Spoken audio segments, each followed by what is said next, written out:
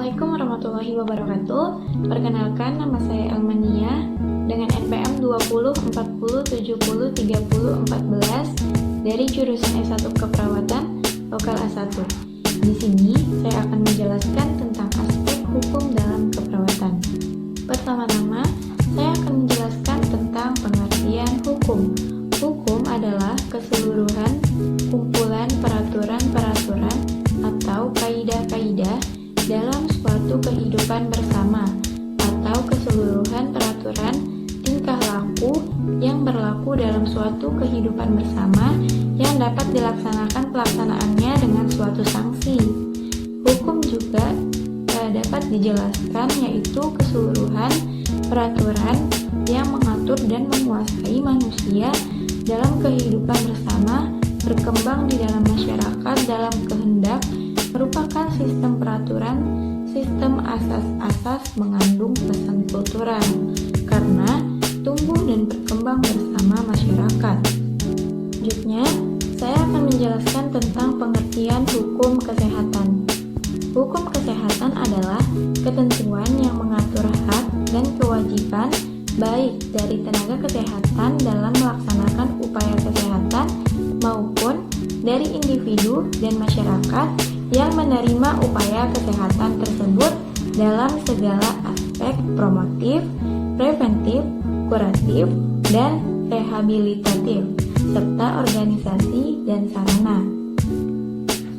Tahukah kalian mengapa perlu undang-undang kesehatan? Karena yang pertama, kesehatan kesejahteraan merupakan cita-cita bangsa berdasarkan Pancasila dan Undang-Undang Dasar 1945. 2. Membangun kesehatan bertujuan untuk meningkatkan derajat kesehatan dan sumber daya manusia yang merupakan modal pembangunan nasional. Yang ketiga, perlunya penyelenggaraan upaya kesehatan yang menyeluruh dan terpadu. Keempat, perundang-undangan yang ada tidak sesuai lagi. Nah, itulah tadi mengapa perlunya undang-undang kesehatan. Selanjutnya, saya akan menjelaskan tentang fungsi hukum dalam pelayanan keperawatan. Fungsi hukum dalam pelayanan keperawatan itu yang pertama adalah memberikan kerangka untuk menentukan tindakan keperawatan. Yang kedua, membedakan tanggung jawab dengan profesi yang lain.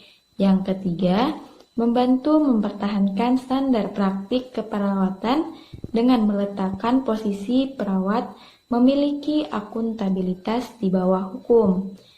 Dan yang terakhir, membantu menentukan batas-batas kewenangan tindakan keperawatan mandiri.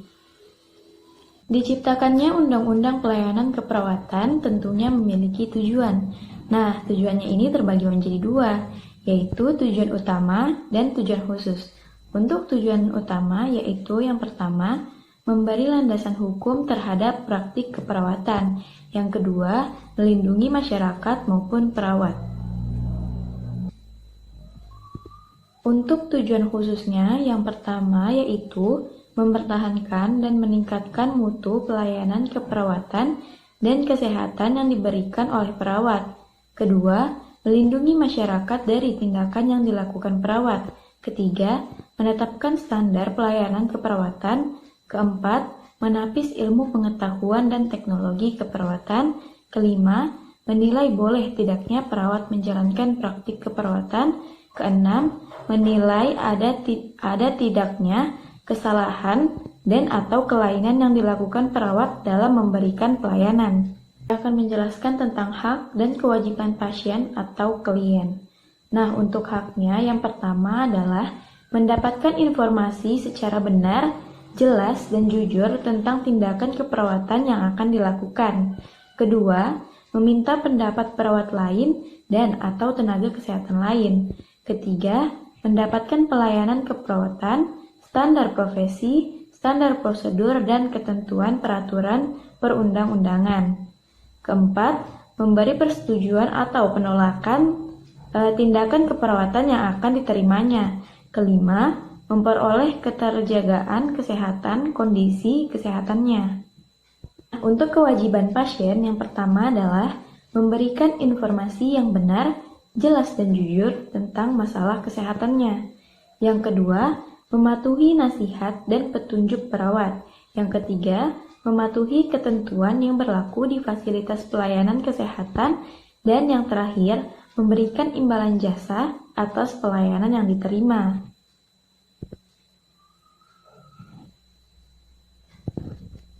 Selanjutnya kita masuk ke hak dan kewajiban perawat. Untuk haknya yang pertama adalah memperoleh perlindungan hukum sepanjang melaksanakan tugas sesuai dengan standar pelayanan, standar profesi, standar prosedur operasional, dan ketentuan peraturan perundang-undangan. Yang kedua, memperoleh informasi yang benar, jelas dan jujur dari klien dan atau keluarganya. Ketiga, menerima imbalan jasa atas pelayanan keperawatan yang telah diberikan. Yang keempat, menolak keinginan klien atau pihak lain yang bertentangan dengan kode etik, standar pelayanan, standar profesi, standar prosedur operasional, atau ketentuan peraturan perundang-undangan. Dan yang terakhir adalah memperoleh fasilitas kerja sesuai dengan standar. Untuk kewajiban perawat yang pertama adalah melengkapi sarana dan prasarana pelayanan keperawatan sesuai dengan standar pelayanan keperawatan dan ketentuan perundang-undangan.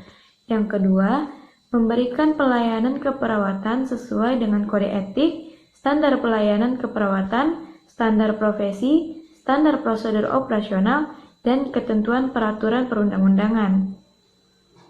Ketiga, merujuk klien yang tidak dapat ditangani kepada perawat atau tenaga kesehatan lain yang lebih tepat sesuai dengan lingkup dan tingkat kompetensinya.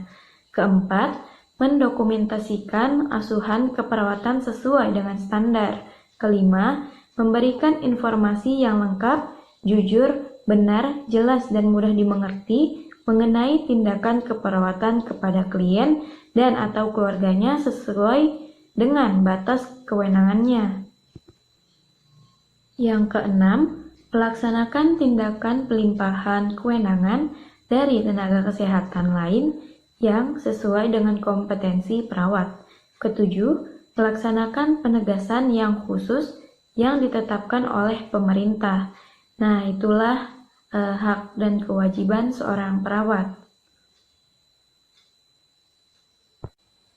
Selanjutnya, hubungan hukum dengan profesi keperawatan. Masyarakat profesional dengan masyarakat umum telah mengadakan suatu kontrak yang memberi hak otonomi profesi untuk melakukan self-regulation, self-governing, dan self-describing. Dengan kewajiban memberikan jaminan profesional yang kompeten dan melaksanakan praktik sesuai etika dan standar profesinya. Profesi keperawatan memiliki kewajiban untuk memberikan jaminan pelayanan keperawatan yang profesional kepada masyarakat umum. Kondisi demikian secara langsung akan menimbulkan adanya konsekuensi hukum dalam praktik keperawatan. Sehingga dalam praktik profesinya dalam melayani masyarakat, perawat terikat oleh aturan hukum, etika, dan moral.